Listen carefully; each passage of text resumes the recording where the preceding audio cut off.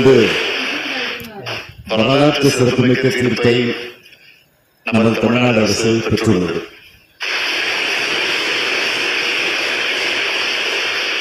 இந்த சட்டமன்ற பேரவையில் நாம் நிறைவேற்றி மாண்புமிகு ஆளுநர் ஒப்புதலுக்காக அனுப்பி வைத்த பல முக்கிய சட்ட முன்வடிவுகளுக்கு ஒப்புதல் தராமல் திருப்பி அனுப்பினார்.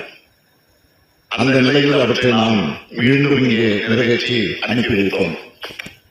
இரண்டாவது முறை சட்டமன்ற பேரவை நிறைவேற்றிய சட்ட முன்வடிவுகளுக்கு மாண்புமிகு ஆளுநர் ஒப்புதல் அளிக்க ஆக வேண்டும் என்று அரசியல் சட்டம் வரையறுத்த போதிலும் இவற்றுக்கு ஒப்புதல் அளிக்காமல் ஆளுநர் அவர்கள் காலம் நடத்திருந்ததோடு அதற்கு தனக்கு அதிகாரம் இருப்பதாகவும் தெரிவித்து வந்தார்.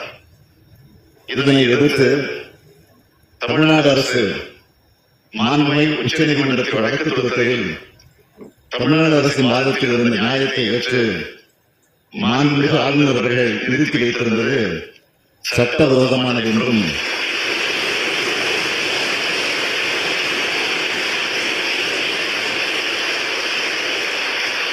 அந்த சட்ட முன்வடிவுகளுக்கும் ஆளுநர் அவர்கள் ஒப்புதல் அளிக்கப்பட்டதாக கருதப்பட வேண்டும் என்றும் தெரிவித்து வரலாற்று சிறப்புமிக்க தீர்ப்பினை இன்றைக்கு மாண்புமிகு உச்சநீதிமன்றம் வழங்கியுள்ளது. இந்த தீர்ப்பு தமிழ்நாட்டுக்கு மட்டுமின்றி இந்தியாவில் உள்ள அனைத்து மாநில அரசுகளுக்கும் கிடைத்த மாபெரும் வெற்றியாகும். இந்த தீர்ப்பு தமிழ்நாட்டுக்கு மட்டுமின்றி இந்தியாவில்